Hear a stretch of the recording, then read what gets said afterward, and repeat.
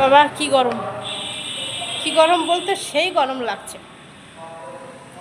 তারপরে এই গরমে যদি বাইরে বেরিয়ে এসে কোথাও পাখা ছাড়া বসে থাকতে হয় তাহলে কেমনটা লাগে। ওই যে